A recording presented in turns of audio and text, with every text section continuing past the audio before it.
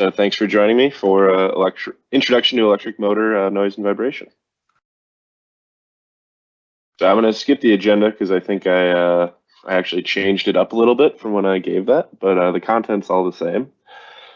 So just so we all have a baseline, in the electric powertrain, we have a battery that supplies DC electricity to an inverter. An inverter is a circuit board that handles very high power, and it has a series of switches that turn on and off at a really high rate, 5 to maybe 20 kilohertz, to turn that DC energy into 3-phase, 6-phase AC energy. And we need this AC energy to spin the motors. So this inverter is really the brains of the operation. I'm going to keep coming back to the importance of this inverter, because whether you are a powertrain engineer or a NVH engineer, you can affect change in this inverter. So the inverter supplies the 3-phase voltages and currents to the electric machine. The electric machine turns this electrical energy into mechanical energy, and that torque and speed is then going to a transmission, a gearbox, something of that nature. So it's going to be a common theme here that you have control over the inverter. And I think that's going to be one of the big takeaways today that I hope you walk away with. This inverter has a computer. This computer has dials we can turn to do all sorts of fun things, including controlling the noise and vibration of the machine. So motors. I think before we get into too much, we should really look at the motor and the inverter and kind of the basic noise sources they can have. So here's a nice picture of a motor. We've got steel and copper, and it's just a nice picture. But let's look at motors and how they're excited. So a little step back to your high school or primary school physics, where we have the right hand or left hand rule, depending on if you're motoring or generating. So in my picture, we have a magnet, and we have a north pole and a south pole with a conductor in the middle, or a wire. We have flux going from north to south. That's our field. That's our index finger. We have a current going down the wire. This current going down the wire is creating a force as it interacts with that magnetic field. Now, this is really simple in the DC case. We have a singular current, we get a singular force. But what if we put a high frequency content or a sine wave? Let's start with a sine wave. What if we put a sine wave through this current? Well, now we're getting positive negative current, we're getting positive negative force. So we're actually getting a physical force that's oscillating based on the current oscillating. Now, what if we take that a step further and we put a higher frequency or a harmonic content or an order-based content into that current? Well, now we're getting order-based vibration in that current. And I think this is really the main takeaway for machines, is that how we give them electricity, how we excite them, creates a force with a comparable excitation. So keep that in mind. This is kind of the base physics for what we're going to be talking about. If I put a frequency through this current, I'm going to get a frequency in my force. Now let's turn that into the motor itself. So if we look at the motor basic motor construction is I have 3 phases. I have my A phase, A plus, A minus, B plus, B minus, C plus, C minus, and I have a rotor with 2 magnets on it. Now, as I excite that stator, my A's and B's and C's with electricity, that magnet is going to follow the peak current. So the peak torque is going to follow the peak current. And we get this kind of oscillating, I'm following my peak torque, or I'm following my peak current to make torque. That magnet on the rotor is following that stator excitation. And we can see, even by nature of this 3-phase excitation, we get a little AC element to that torque, because the current's AC, so that excitation, that force is going to be AC. So we're going to have inherently just a little ripple of torque. And just always keep in mind that the magnet on the rotor is following the stator excitation. So anything we put into that stator excitation, any harmonics we put into that current, are going to create an equal and opposite force. So we're now experts on the AC excitation of motors. The rotor follows the peak current to create torque. And that gets illustrated by my little graphic here where we see the magnet following the sine waves. Now you're definitely all experts. And the torque follows the excitation. Just always keep that in mind. What we put in as current comes out as torque.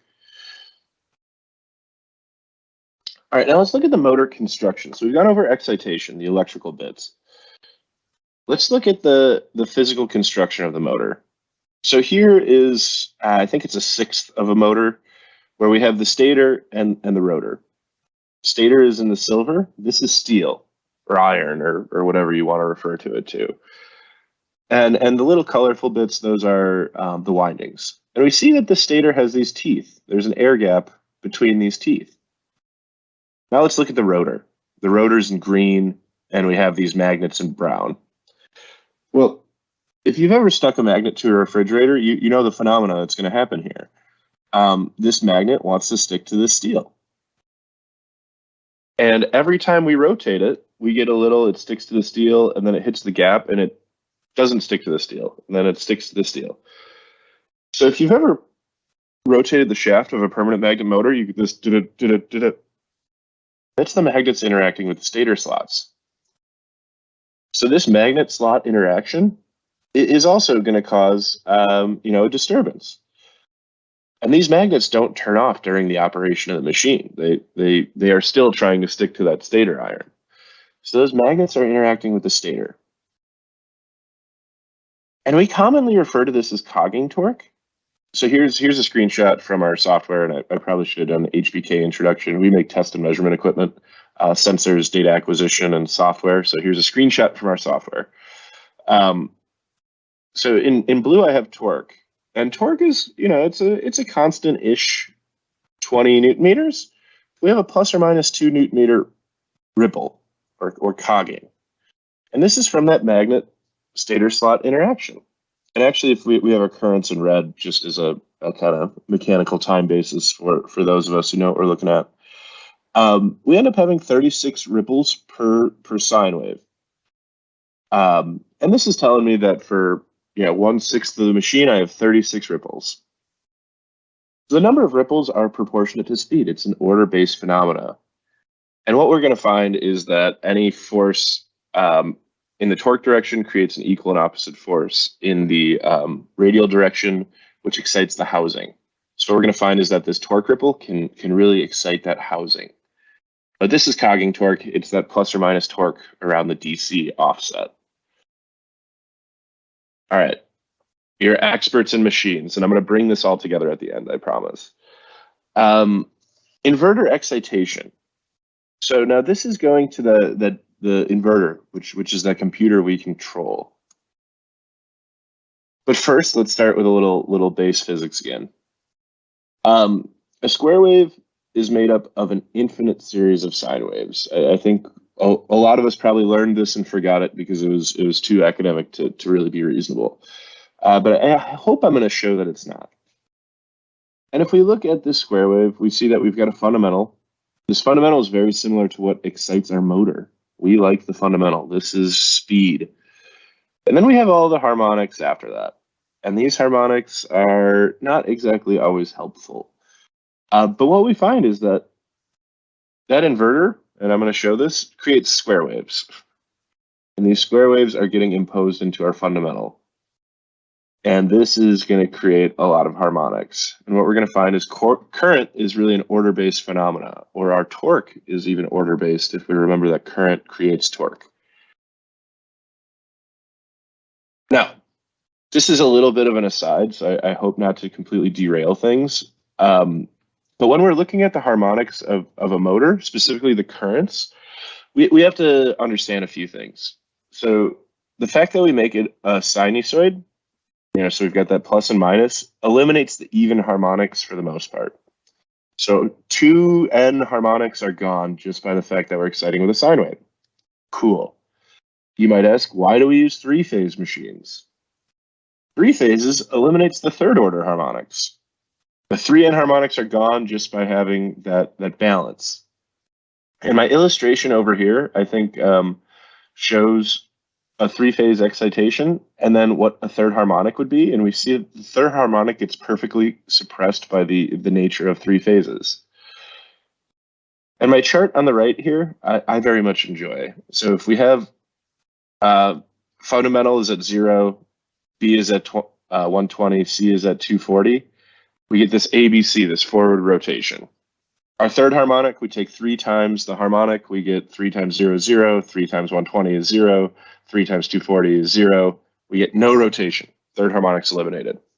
So I think that's just a really fun piece of math where physics and math collide. Now, here's where stuff gets exciting. Let's take the fifth harmonic. 5 times 0, 0. 5 times 120, negative 120. 5 times 240, negative 240. The fifth harmonic actually rotates backwards. This creates negative torque. So if we're creating torque in the clockwise direction, fifth harmonic is going to cause negative torque. So when we refer to fifth harmonic, seventh harmonic, we're actually talking about losses in their purest sense, because the fifth is creating negative torque, but that's also creating a disturbance in the torsion of the shaft. And that is going to create noise and vibration. So keep this in mind, that these orders, these harmonics matter.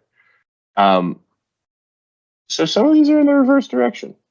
Just I think that's a worthwhile aside. So inverter operation. Now I mentioned those square waves, and I went over kind of the orders. If we look at the signal coming out of an inverter, it's kind of like my top graph here, where we have this series of square waves that filters out to a sine wave. So we get a pure sine wave if we filter this series of square waves out. And if we look at like a real version of this, a very simple inverter control, which is what I'm showing in the bottom screen, we have this what we call 6-step operation, where it's really the simplest inverter control we can have, where we really have these sine waves. And if we look at the current created by that voltage, we can see that we have this kind of, at this switch, I get this interaction. At this switch, I get this interaction. At this switch, I get this interaction. We get this high frequency content related directly from that inverter excitation. So what we find is PWM voltage turns into PWM current, creates a high frequency magnet, creates a high frequency torque, and the noise and vibration we will potentially see at the switching rate. But we fortunately have many more controls than just this simple PWM. So this inverter, this voltage switch, is affecting this current, is affecting the torque output. Now, let's look at a more realistic inverter control where we have our 6 switches operating at a decent frequency. Here I again have voltage in blue, current in red, and we can see that this series of square waves is getting translated directly to this current. We're seeing the switching frequency, we're seeing these orders get transferred into the current. And if we remember, that current is creating a torque. So that vibration in current is creating a vibration in torque. And again, how does this translate to noise and vibration? Anything in torque, anything in the rotational space is creating an equal and opposite force into the stator housing. It's creating those radial forces. Those radial forces are going to manifest in vibration and then eventually noise. So we get this switching that's resulting into the inverter and into the torque. And I think this is a really nice illustration of, again, going back to those basic Lorentz forces. If I have a frequency in my current, I'm going to see a frequency in my force, a frequency in my torque. All right, so to drive all of this home, to get done with the basic physics lesson, we have an inverter that makes a high frequency voltage. The winding of the machine filters that voltage, but we end up with a current with frequency content in it.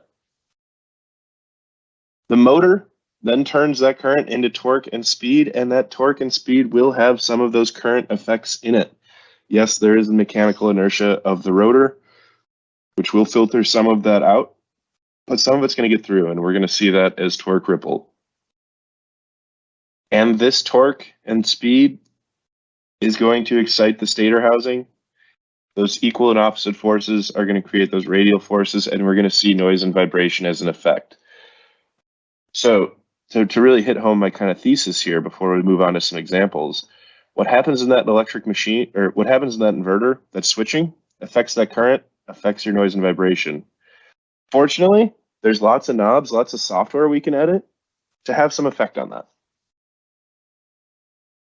All right, so characterizing noise and vibration for electric machines. Let's look at an example. So we have a machine, it's operating at a fixed speed. We're exciting it with a PWM excitation. We see that in the blue on the left of my red line. So we have this nice 13 kilohertz switching frequency. We get this nice smooth sine wave, this nice smooth current, and we get a torque. Torque is in pink. And we can see that torque has a little oscillation to it. That's from the nature of the three-phase excitation. It's got some higher frequency things. That's from the slot magnet interaction. So we're seeing that we have, we have torque that is being directly affected by kind of the construction and excitation of the machine. Now at my red line, we changed from a 13 kilohertz switching frequency to a 600 hertz frequency. And now we can see that kind of 6-step topology I showed earlier. And we can see our current gets a lot of action going on. We've now introduced a lot of harmonics and orders into the current. We look at our torque. And now that torque frequency and amplitude both gets exaggerated. And we can now see that switching effects, that low frequency is getting directly to the torque output. And again, torque, radial forces, noise and vibration. This is absolutely going to cause excitation of the structure. So this is pretty wild. This is cool stuff. So I look at this and I say, okay, this really illustrates that inverter, the control of that inverter has a direct effect on noise and vibration, and even the fatigue of the machine. So let's look at this in the frequency domain. So I just took that data on the left and the data on the right, and I just did a simple FFT. I'm by no means a noise and vibration or frequency domain expert, but I can fumble this far. So hopefully you guys don't beat me up in the questions. I'll do my best. So I took an FFT of the current and of the torque for both the PWM and the 6-step. PWM in blue, 6-step in red. And if we remember, the PWM was at 13 kilohertz switching frequency. And we can see in the current, we barely have any harmonics for the PWM. In the torque, we have a little bit more, but nothing really appreciable. We switched to that 6-step, the low frequency. We can see my 5th harmonic goes to the moon. My 7th harmonic goes to the moon. Even my 11th and 13th are showing up. Now we look at the torque. Well, okay, we can see that magnet slot interaction gets really exaggerated. So that pole count gets really exaggerated by this change in control. But that 5th electrical harmonic, that big one over here, shows up.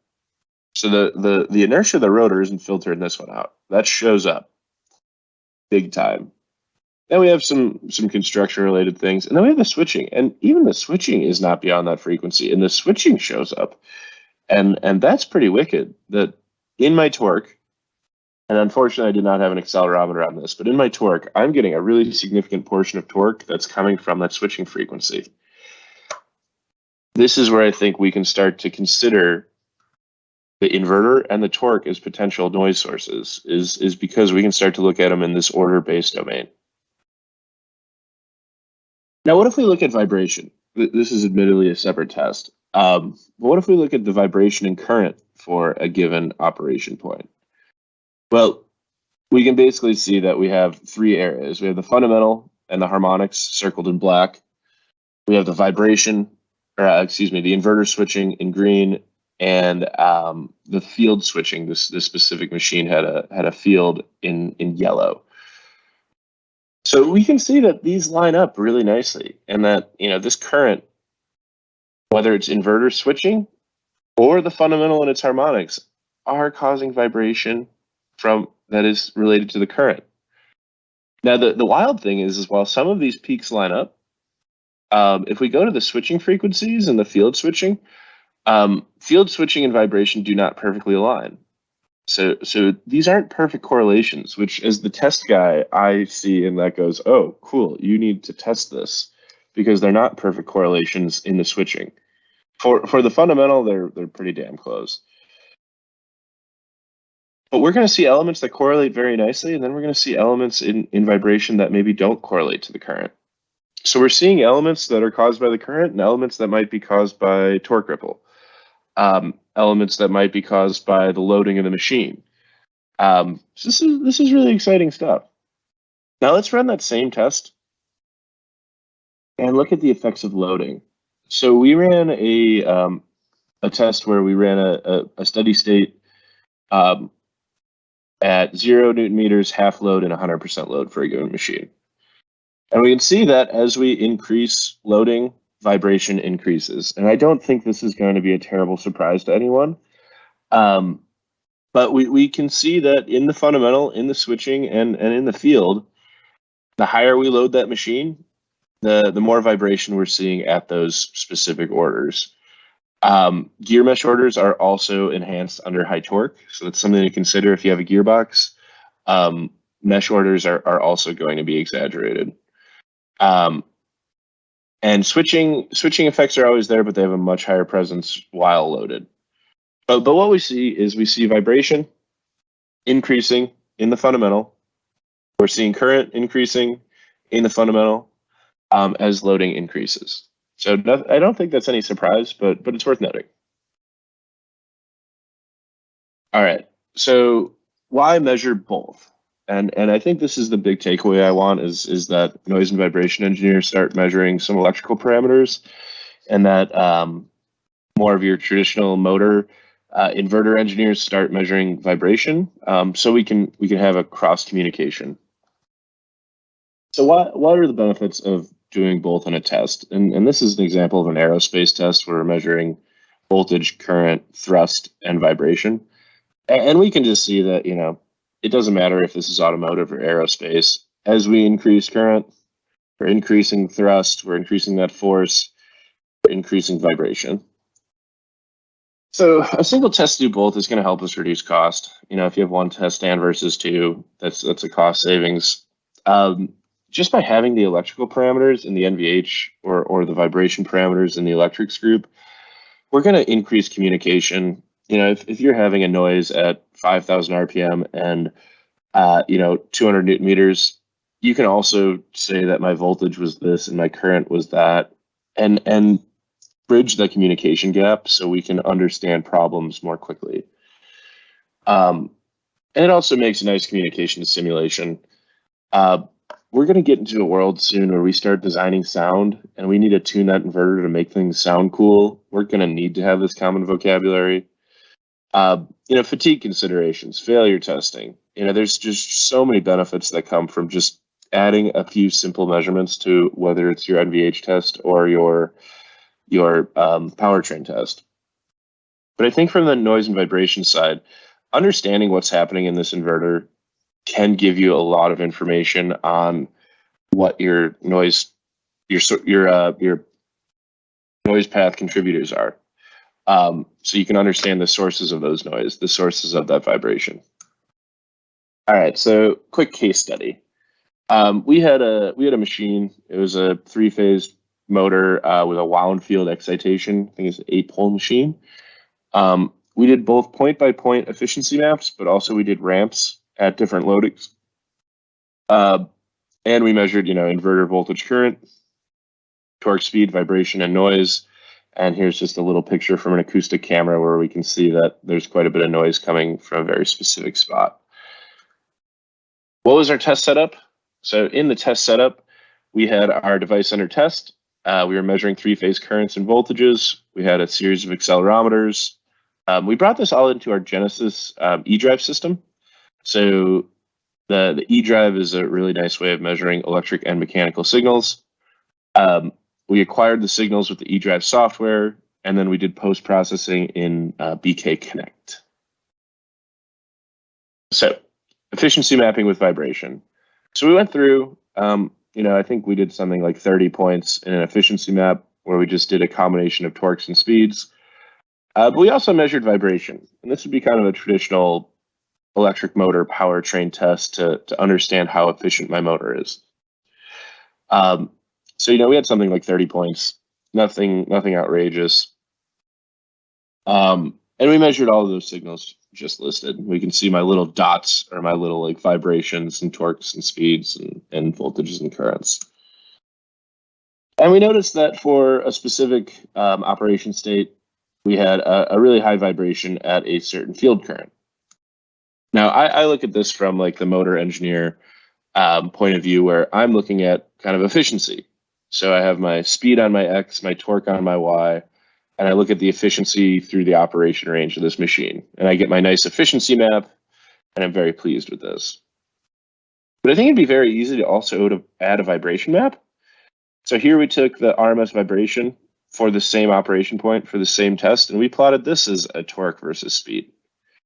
And we can see that, we get a little concentration of, there's a high vibration here at this certain operation point. And this might indicate somewhere we want to avoid. We have a high efficiency at high vibration region. So we might want to avoid this point and try to push that out. And this is where that inverter control comes in. We can play around with where this might be. So this is just kind of some food for thought on how you could maybe work with your powertrain teams or contribute to your noise and vibration teams. We also ran ramps. So here's a speed ramp where we had a constant torque condition. And this is speaking to the torque ripple more than anything. So current was more or less fixed current in red. As we ramp up speed, voltage ramps up. We can see our electrical power ramp up, our mechanical power ramp up, and we can see our torque. Our torque has some resonant points. And if we zoom in on this one resonant point, we can see that my power is pretty statically increasing, but my torque gets quite a bit of action going on. And this is that torque ripple. This is the effects of that excitation, of that magnet poles, of that inverter finding itself into the torque. And again, radial forces or torque forces create radial forces. This is going to create some structure-borne vibration. I mean, and this is a pretty significant percentage. This is something like 70% of torque is ripple. But my power, because that ripple is cyclically based, that ripple is an order based, averages out over a certain period. So my power looks perfectly smooth, but my torque is all over the place. So if you're a powertrain engineer and you're having people from that noise and vibration team tell you like there's a really bad vibration, it could be a resonant mode where you're exciting that torque ripple. And you might not even know it if you're averaging on too short of a period. And the same could go for the noise and vibration engineer who's measuring torque on an average period. You might not have any idea that torque ripple is a huge contributor to whatever your noise source is. So measuring that high frequency torque, I think, is really important to getting a full understanding of your machine. So this I think is a really important takeaway, that while power, while voltage, while current might be perfectly averaged, what happens in that averaging period is relevant. Now we can take this ramp and we can do kind of a traditional NV analysis on it. We can color map our currents, we can color map our voltages. We see our fundamental, we see our fifth, probably our seventh harmonics here. Same with voltage. Then we look at torque, and I think torque's kind of exciting because we can see 48th order, 24th order. These are probably magnet slot pair interactions. But we can see these other orders all being excited right around 340 hertz. We can see these big resonances just coming out plain as day. So doing order tracks and doing color plots on your torques can be really beneficial for understanding that machine. And if you overlay those with vibrations and microphones, I think you're going to start seeing quite a few overlays and interactions. That was for the fundamental, that's for speed. What if we look at the inverter? So if we look at the inverter, and we plot voltage, current, acceleration, and microphone, and this was an inherently noisy environment. We were more concerned with the acceleration. We can see a really nice track between the current and the acceleration. So the very small vibrations being caused by the inverter, we can track those. Same goes for voltage. We can see a really nice correlation between voltage in the microphone and the inverter switching. And this is going to help us identify those noise sources. We're going to be able to start looking at, is my voltage a source? Is my current a source? So I think this is a really powerful way to look at, you can do your existing analyses with these added signals of voltage and current. And I think I'm going to close out here with a couple notes on control effects, because I really want to hit home that you have control over what is happening. You can have some element of influence on how these machines operate. So this is an example we saw of a given customer ran a ramps test for a fixed torque with the changing speed. And here's our voltages and currents in blue. We have the RMS voltages and currents because those are rational. We have our power and then our torque. What we see is that when we get to a fixed speed, at about a 2.5 hertz rate, they're modulating a power. So for whatever reason, they're modulating this power, they're modulating this voltage at 2.5 hertz. And we can see our power modulating, kind of ramping up, spiking, ramping up, spiking at 2.5 hertz. And we can see the torque doing the same. Well, in this example, this is a 50 newton meter swing in torque. This is certainly going to excite something. And what ended up happening was that, yes, this 50 newton meter swing in torque created quite a bit of noise and vibration. And the control engineer, or the NVH people, were able to go to the control engineers and say, Mr. Control Engineer, this creates an awful noise. Could you please change something? And they're actually able to move this speed to a higher speed so that road noise was able to cover that, which I think is a really exciting thing where, these aren't necessarily subtle these aren't necessarily subtle control effects. These aren't exactly subtle noises and vibrations. And just by saying, can you do this at a higher speed, you can affect the noise quality of the vehicle. So if I have a main takeaway, it's that current or voltage creates current, current creates torque, torque excites radial forces create noise and vibration. You can have control over the inverter. So I want to close with what HVK can offer to help you characterize this whole system. So HVK offers a product called the eDrive. It's a chassis seen here. The eDrive is really nice because it comes in expandable mainframes. We have small mainframes, we have big mainframes. We just put these cards in the slots, and we can configure our test to our testing needs. We can support up to 51 electrical power channels,